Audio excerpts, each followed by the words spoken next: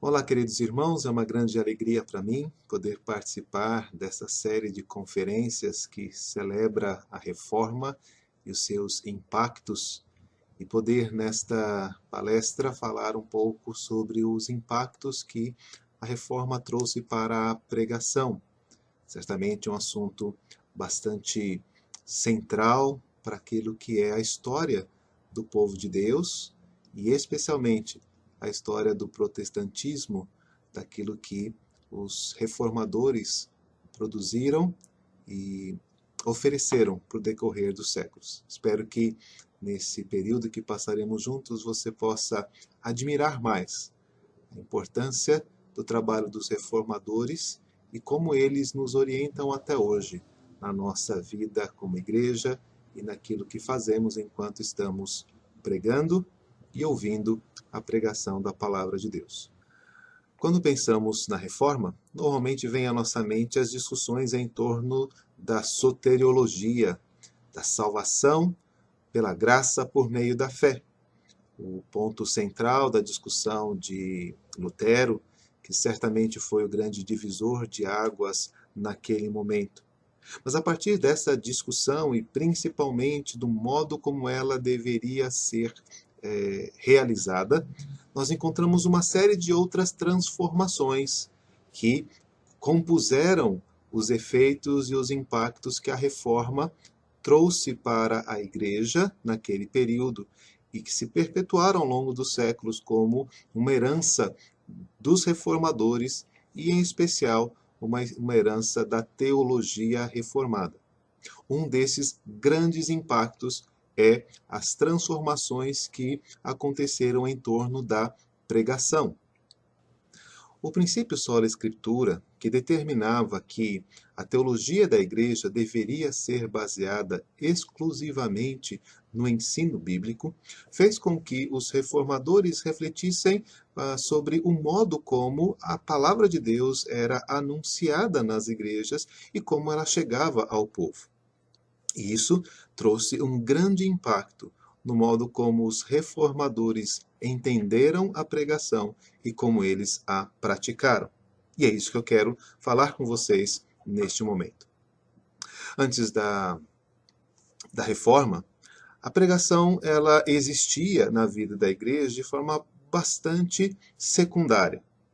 A missa ela era baseada na reconstrução do sacrifício de Cristo. E era por meio da participação dos sacramentos que Deus edificava a sua igreja no pensamento medieval. A relação era uma relação mais voltada à liturgia e às cerimônias do que propriamente ao ensino e ao aproveitamento que a palavra desse ensino trazia para os crentes. A pregação, ela nem mesmo era praticada dentro das igrejas durante a missa. Uma leitura do Evangelho sem uma consideração mais extensa era o que se fazia. E como você já ouviu várias vezes, não se preocupavam sequer em fazer com que esta leitura fosse na língua compreendida pelo povo.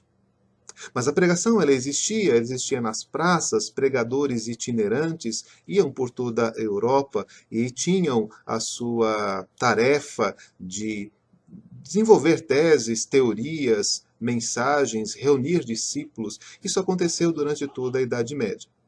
Mas como aspecto central da igreja, a pregação ela aparecia somente em dias festivos, em ocasiões em que havia grande aglomeração de pessoas, como o Natal, como a Páscoa. Certamente não era do interesse da igreja naquele momento fazer com que a pregação fosse o centro da vida da igreja. E é isso que os reformadores farão. Eles trarão a palavra de Deus e a sua pregação para o centro da vida da igreja, de tal forma que a administração desta palavra, que a pregação fiel das Escrituras se tornasse uma das marcas da igreja cristã. Podemos apontar alguns eventos históricos que levaram a esta perspectiva. Talvez o mais importante deles seja a decisão de Zwinglio, tomada em 1519. No dia 1º de janeiro, ele decidiu deixar de lado o calendário litúrgico, a sequência das cerimônias que deveriam conduzir a liturgia da igreja, e passou então a fazer a exposição versículo a versículo, começando do Evangelho de Mateus. A sua intenção era fazer com que a igreja conhecesse plenamente o registro das Escrituras. E esta atitude pode ser considerado o marco zero da pregação reformada. Se 31 de outubro de 1517 é o marco zero da reforma, quando Lutero afixou as suas teses defendendo a justificação pela fé, 1º de janeiro de 1519 é o marco zero da pregação reformada, porque neste dia nós temos alguém decidido a expor as Escrituras de tal forma que a sua audiência, que os membros da sua igreja pudessem ter maior conhecimento da palavra de Deus. A partir daí, o sermão se tornou um momento central da vida da igreja, um momento em que a igreja tinha a orientação do seu Deus e por meio do qual todos os outros elementos ganhavam sentido, inclusive os próprios sacramentos. Certo? Então, esta é a primeira questão que gostaria de chamar a sua atenção. Qual é o impacto da reforma na pregação? A pregação se tornou a peça central da vida da igreja.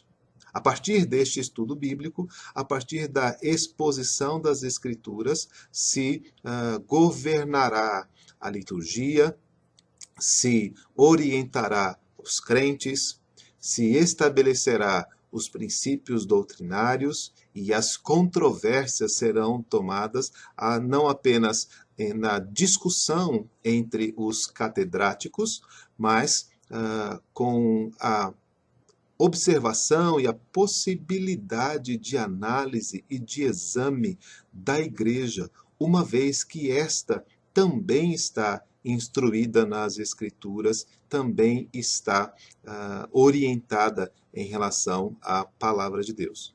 Então, aquele evento que acontecia em dias especiais, como o Natal e a Páscoa, aquela atitude de pregadores itinerantes que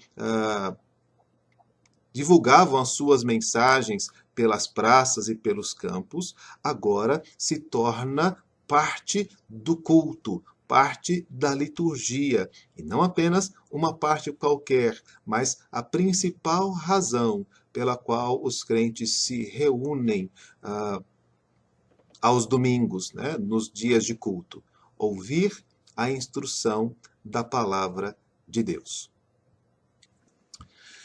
Essa posição do sermão na vida da igreja fez com que uma nova visão sobre o sermão, uma nova teologia da pregação começasse a se formar. Aos poucos, a prática da exposição das Escrituras vai ganhando elementos e características que farão com que ficasse cada vez mais clara o propósito dos reformadores com a pregação. Em 1532, por exemplo, o Sínodo de Berna declarou que o sermão visava a preparação e a edificação do rebanho. Note que o primeiro propósito que vimos em Zwinglio era o conhecimento das Escrituras, para que o exame da teologia e o exame dos princípios de fé pudesse ser feito pela igreja. Mas agora, aos poucos, torna-se percebido que a palavra de Deus ela tem como função edificar os crentes prepará-los para o serviço, orientá-los quanto ao seu procedimento. E o sermão precisará atingir a este tipo de princípio, a este tipo de valor. Nesse sentido, então, o pregador deveria se esforçar por exortar os crentes e aplicar as Escrituras. Calvino, por exemplo, dizia que o pregador tem sempre duas vozes.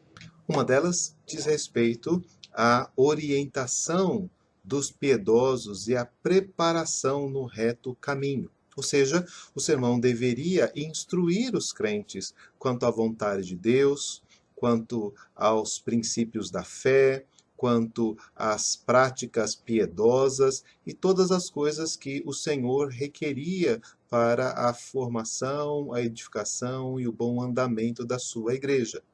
Então, além de instruir e transmitir conhecimento, o texto e o sermão deveriam apontar para a igreja quais eram as práticas e as ações que se esperava dos crentes. Ao mesmo tempo, a segunda voz deveria expulsar os lobos do rebanho, ou seja, a denúncia do pecado, a exortação daqueles que se recusam a ouvir e a atender a palavra do Senhor, também deveriam fazer parte do sermão. Zwinglio chegou a afirmar que um sermão é inútil se não chamar o povo ao arrependimento dos seus pecados. A reforma agora não era só um movimento de transformação das práticas litúrgicas e eclesiásticas. A reforma, por meio da pregação, se mostrava como um instrumento de transformação das pessoas, de mudança dos crentes, de edificação daqueles que estavam sendo chamados a ser povo de Deus. Ao mesmo tempo que, por meio da pregação, se afastava todos aqueles que se recusavam a andar nos caminhos do Senhor, todos aqueles que não se submetiam ao ensino e à disciplina da igreja, todos aqueles que não queriam servir ao Senhor de modo fiel. O sermão era o ponto de discriminação, o sermão era o ponto de percepção de todas estas coisas. Assim, Timothy George chega a dizer que o sermão ele tinha um aspecto escatológico. Não no sentido de que ele estava falando das coisas que iam acontecer no fim dos tempos, mas ele revelava quem era parte do povo de Deus, por meio da submissão e acolhimento da palavra. E ele denunciava e mostrava aqueles que seriam no último dia, no juízo final, afastados da presença do Senhor, porque não deram ouvidos ao ensino da palavra e recusaram-se a ouvir a sua voz. De tal forma, o sermão aqui e agora se torna um elemento de projeção do destino final de cada um dos crentes. Veja então a evolução que nós encontramos nesta prática de alguma coisa meramente estética, de alguma coisa usada para atrair pessoas para um determinado grupo ou para um determinado evento. A pregação se torna um meio de instrução do povo de Deus para que pudesse conhecer a palavra do Senhor e estar preparado para rejeitar a heresia e o erro. O sermão se torna um elemento em que o povo de Deus é instruído e habilitado na sua prática e na sua vida cristã. O sermão se torna um elemento de exortação para aqueles que andam errado e correção dos caminhos. E, por fim, o sermão se torna um elemento escatológico, um elemento de diferenciação entre aqueles que pertencem ao povo de Deus e aqueles que não pertencem a este povo. Com isso, essa nova teologia da pregação faz com que a verdade da palavra de Deus não seja apenas lida, estudada, traduzida, memorizada ou meditada, mas também que a palavra de Deus deveria se tornar uma parte integrante e incorporada da vida da igreja. Era necessário que toda a prática e todo o modo de viver da igreja fosse regido pela palavra, e o sermão era o principal instrumento para que isso pudesse acontecer. Daí, a Confissão de Augsburgo, em 1530, afirmar que uma das marcas distintivas da presença da igreja era a fiel pregação da palavra de Deus. E, mais adiante, quando a segunda confissão helvética vai falar sobre esse assunto em 1566, eles declaram que a pregação da palavra de Deus é a própria palavra de Deus.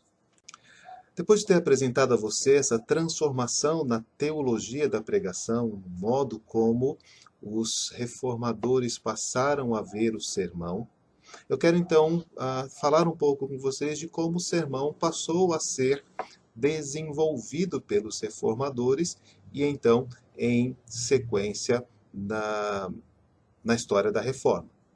Veja, a ideia da Idade Média era uma ideia mais estética, mais voltada à retórica e ao impressionar as pessoas. Essa nova teologia da pregação tem outros objetivos, como nós acabamos de apontar. Por isso, uma das características da pregação reformada será a exposição do texto. Os elementos hermenêuticos usados nos comentários e nos estudos passaram a fazer parte da estrutura do sermão, uma vez que o fundamento da pregação era a exposição da verdade encontrada na Bíblia e a demonstração daquilo que o texto queria dizer.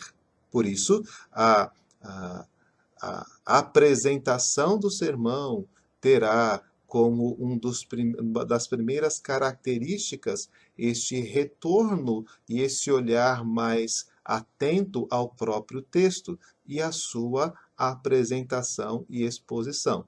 Daí a ideia de Zwingli de trabalhar versículo a versículo e essa prática usada na Reforma de exposição texto a texto, livro a livro, de maneira sequencial, buscando compreender em seu todo e na sua sequência o estudo e o ensino das Escrituras. Assim, o primeiro objetivo do sermão reformado é fazer com que a congregação conhecesse o ensino bíblico e fosse apresentada a este ensino, e a exposição se tornou a característica da pregação reformada. Mas, além disso, outras coisas se mostraram presentes na pregação da Reforma, que não eram necessariamente novidades da Reforma, mas retomadas de práticas bem antigas, que voltam lá à Igreja Antiga, no tempo de Crisóstomo e nos sermões de Agostinho. De Crisóstomo, conhecido como Boca de Ouro, um dos grandes pregadores do quarto século depois de Cristo, os reformadores foram buscar a concisão, a simplicidade e a aplicação prática. Crisóstomo era conhecido pela clareza com que expunha as Escrituras. Esse objetivo da edificação, esse objetivo da instrução dos crentes e a exortação se via numa linguagem simples, numa linguagem direta, numa linguagem preocupada, não apenas com o conhecimento bíblico e muito menos com as nuances e as discussões teológicas, e mais preocupadas em mostrar para a igreja como aqueles elementos, como aquele ensino deveria ser praticado, deveria ser desenvolvido pelos crentes. Crisóstomo tinha uma prática que depois vai ser seguida por muitos reformadores, nós vemos claramente isso nos sermões de Calvino, que era a de fazer perguntas à audiência e apresentar as respostas. Ele levantava perguntas em relação ao texto, como é que este ensino de Jesus toca a nossa vida? Ou será que poderíamos, depois de ouvir aquilo que a Escritura nos diz, continuar a praticar tal coisa?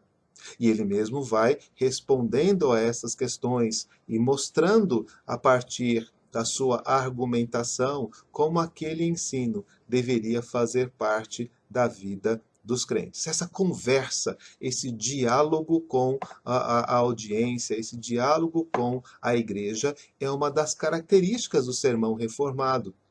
Uma forma direta de comunicação que visava chamar a atenção do ouvinte e deixá-lo claramente convencido de qual era o ensino da Escritura e como esse ensino deveria ser praticado.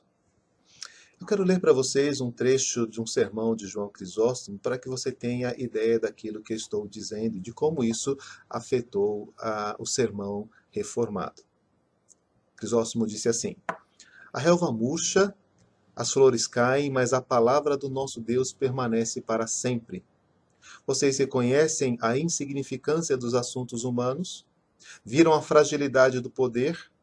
Viram a riqueza a que tenho sempre chamado um fugitivo? E não só um fugitivo, mas também um assassino? Pois ela não só abandona aqueles que a possuem, mas também os abate. Por que vocês cortejam a riqueza que nunca pode ser agarrada? Vocês desejam cortejá-la? Vocês desejam agarrá-la? Não a enterrem, mas entreguem às mãos dos pobres, pois a riqueza é uma besta selvagem. Se é segurada, ela foge. Se é solta, ela permanece onde está. Pois, como está escrito, reparte generosamente com os pobres, a sua justiça dura para sempre. Repartam-na, portanto, para que ela permaneça com vocês. Não a enterrem, para que ela não fuja. Onde está a riqueza? Eu gostaria de perguntar àqueles que partiram. Digo estas coisas não para repreender, Deus sabe que não, nem para irritar feridas antigas, mas para garantir um porto seguro, como saída do naufrágio de outros. Bem, eu pressiono os ricos, ou melhor, não os ricos, mas aqueles que fazem mau uso das riquezas. Pois digo continuamente que eu não ataco o caráter da pessoa rica, mas o caráter do ganancioso. Uma pessoa rica é uma coisa, uma pessoa gananciosa é outra coisa. Uma pessoa abastada é uma coisa, uma pessoa que cobiça é outra. Deixem claras as distinções e não confundam coisas que são diferentes. Outra referência antiga usada pelos reformadores são os sermões de Agostinho. Agostinho tinha uma forma bastante variada de pregação e de formas diferentes nós conseguimos identificar o seu estilo. Mas no Evangelho de João, de forma especial, Calvino fez uma série de sermões onde ele mostrava como uma mesma mensagem pode ser transmitida ao longo de uma grande quantidade de capítulos. É como se Agostinho tivesse montando um grande quadro enquanto passeava pelas passagens do Evangelho, mostrando a mensagem central que deveria ser reconhecida e compreendida pela sua audiência.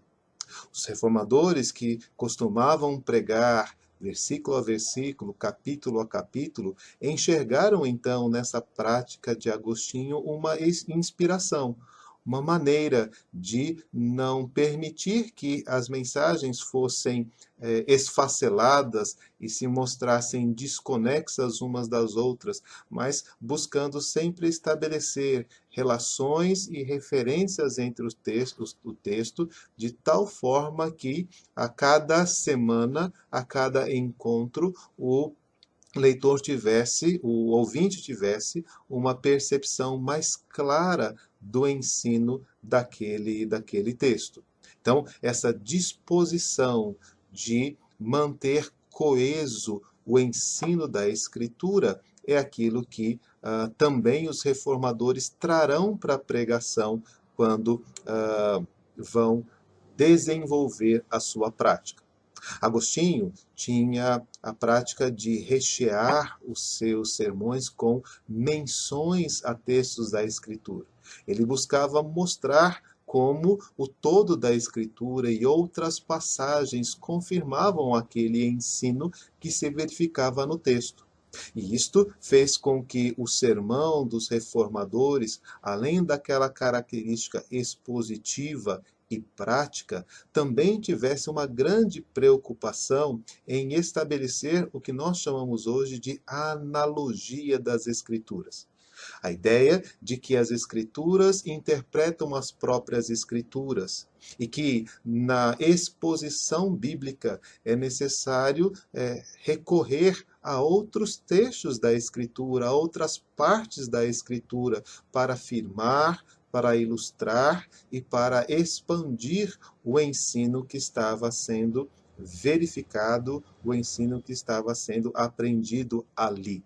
Assim, a noção da pregação reformada, a prática da pregação reformada, era uma prática de conferir textos e de mostrar que as Escrituras, que a palavra de Deus ensinavam aquela verdade que estava sendo apresentada no texto em questão.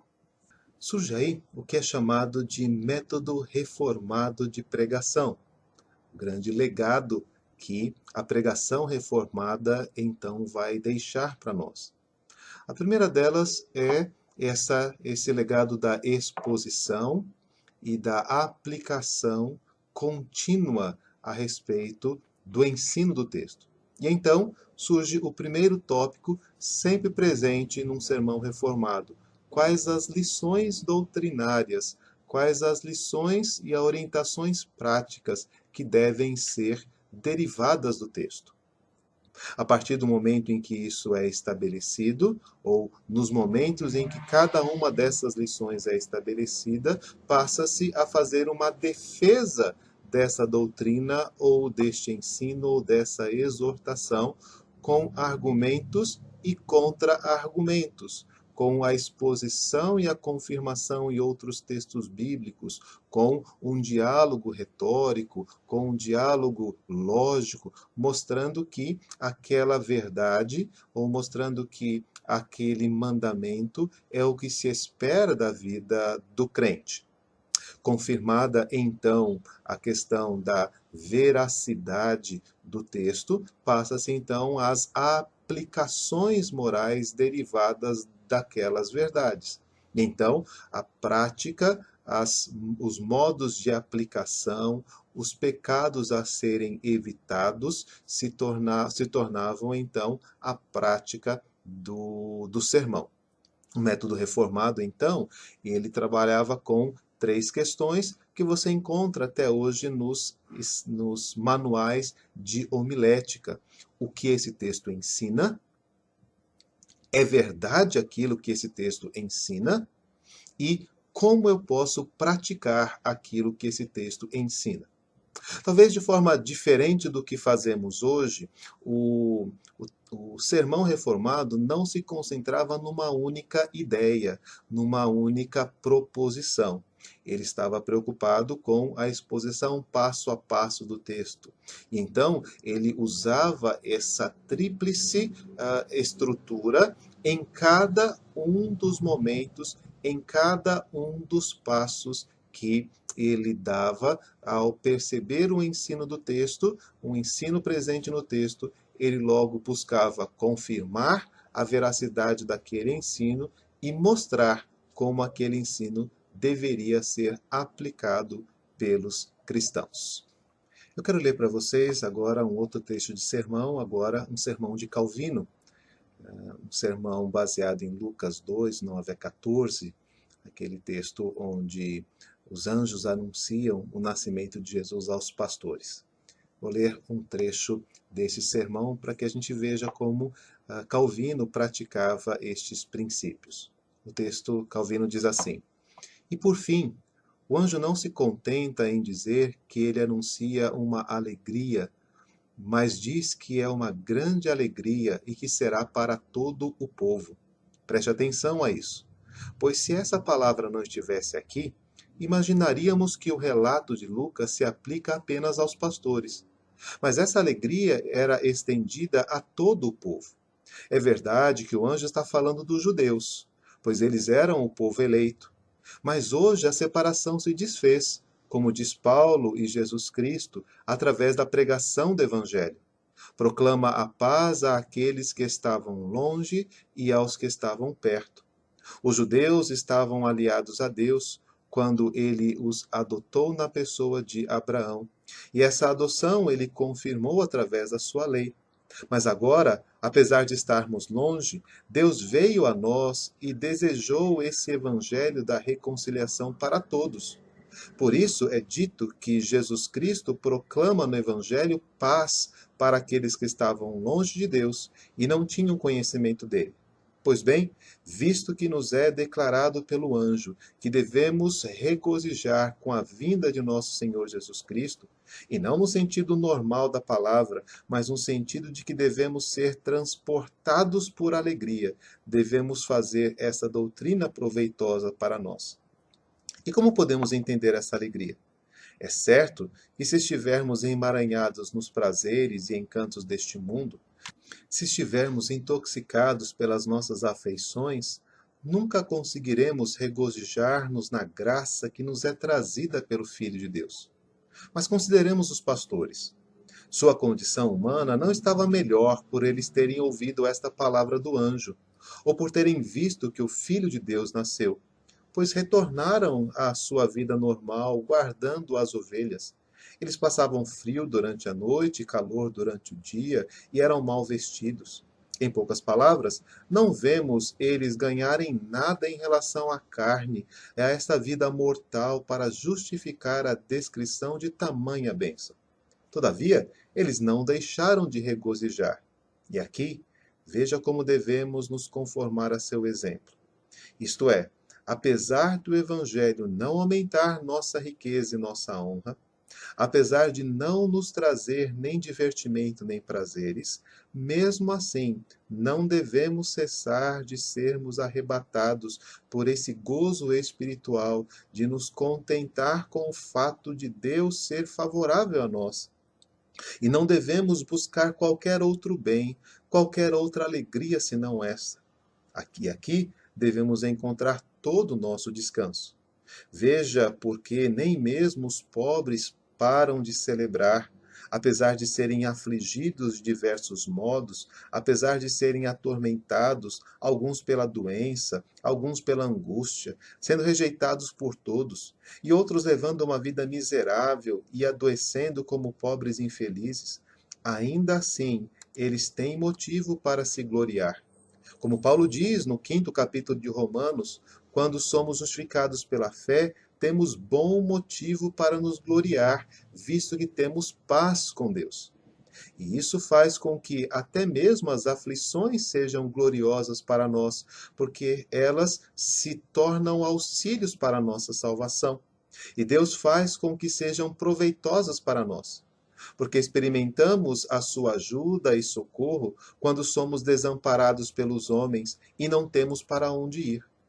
Uma vez que não paramos de esperar em Deus e de ter prova definitiva de que Ele está conosco, já que Ele mesmo nos assegurou disto. Portanto, temos razão para nos gloriar em nossas aflições, mesmo que o Evangelho não apenas deixe de fazer avançar nossos prazeres ou divertimentos ou riquezas terrenas, mas, pelo contrário, nos faça perseguidos e atormentados. Vemos muitos que não recebem nenhuma outra recompensa por seguir o Evangelho, além de serem perseguidos, caçados e despojados de seus bens. De modo que alguns perderam tudo o que possuíam, outros foram mantidos em prisões, e ainda outros foram cruelmente postos às chamas. Apesar de muitos pobres crentes não terem outra recompensa por receber o Evangelho, ainda assim, essa alegria falada aqui é mais do que excelente e precisamos aprender a descansar no amor que nosso Senhor Jesus Cristo tem por nós, vendo que Ele deseja ser para conosco como um Pai e um Salvador e nos segurar como seus filhos. Tudo isso, portanto, deve adoçar toda a tristeza que carregamos e devemos tomar coragem na graça e na bondade de nosso Senhor Jesus Cristo. Como Paulo diz, não devemos desfalecer, porque ainda que o homem exterior esteja se corrompendo, o interior se renova dia após dia, pois nossa leve aflição é apenas transitória, produz em nós um peso maravilhoso e excelente de glória.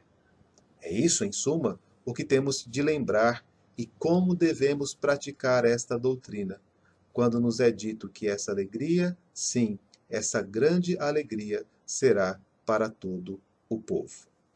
Veja como são atuais essas palavras de Calvino, como elas falam diretamente a nós, mesmo tão distantes historicamente no tempo. 500 anos se passaram, mas o modo como ele descreve a mensagem de Lucas, capítulo 2, o modo como ele aplica as necessidades humanas, as lutas do seu tempo, que também são parecidas com as lutas do nosso tempo, é um dos grandes legados da pregação reformada. É uma pregação que reflete a perenidade do ensino da palavra de Deus.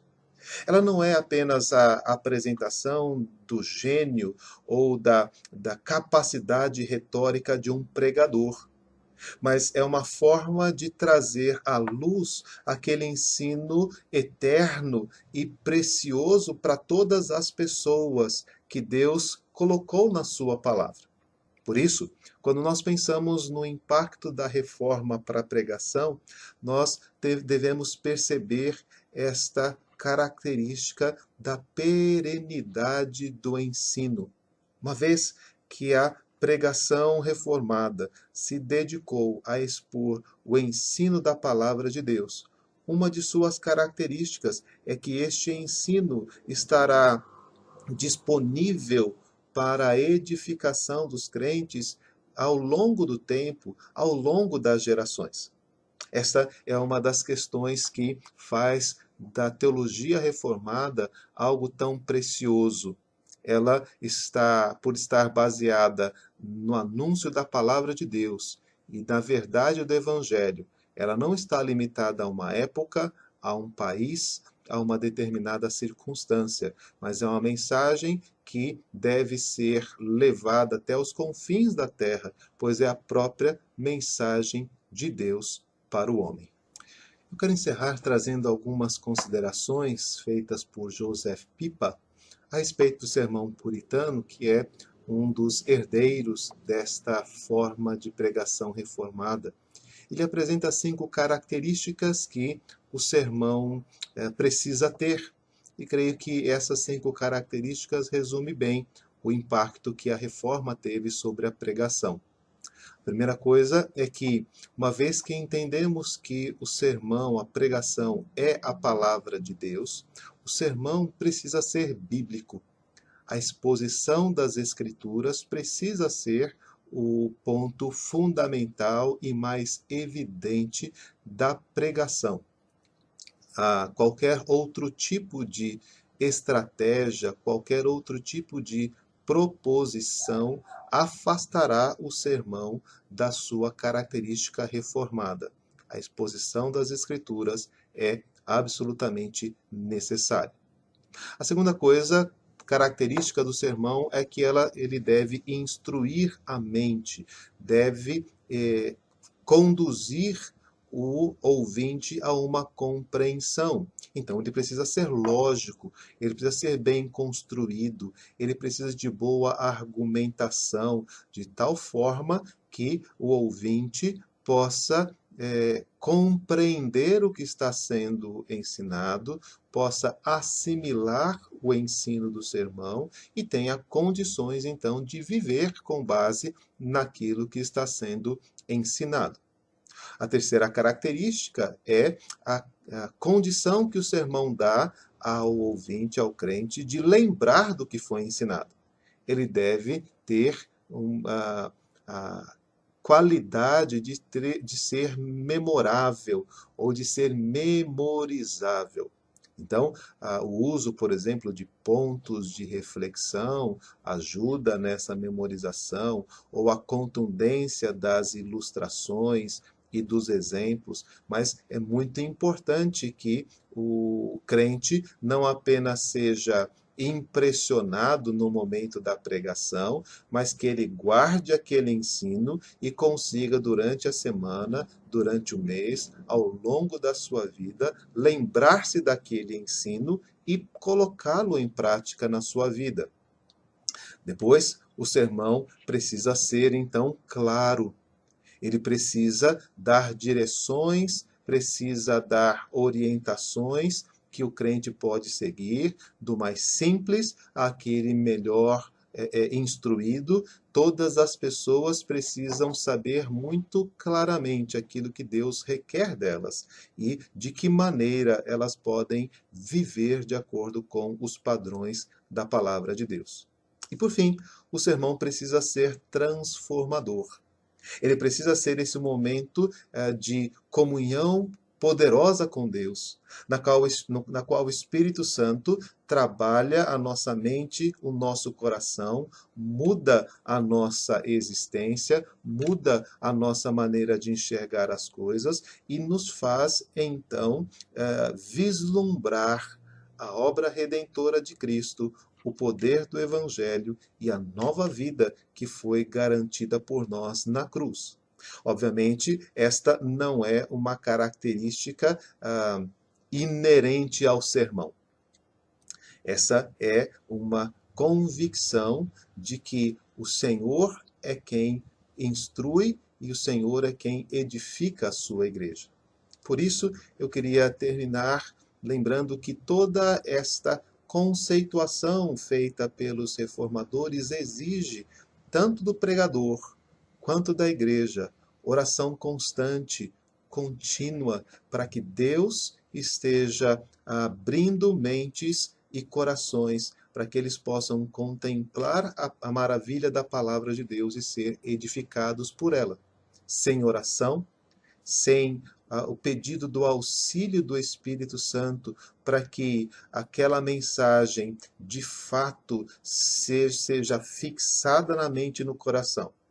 Não é possível alcançar os propósitos que a reforma apontou para o sermão. Também é necessário que sejamos habilitados pelo poder de Deus a praticar aquilo que ouvimos.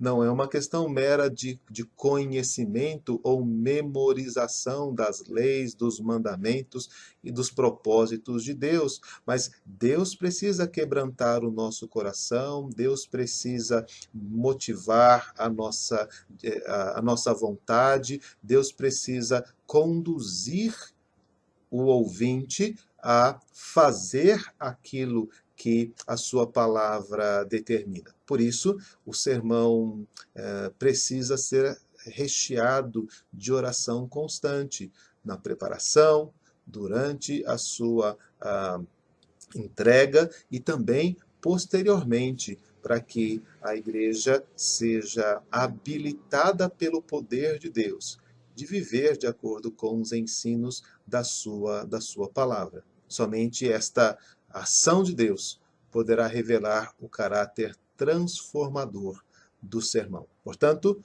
o sermão será completamente alterado a partir daquilo que a reforma fez e o modo como a reforma enxergou o papel da palavra de Deus.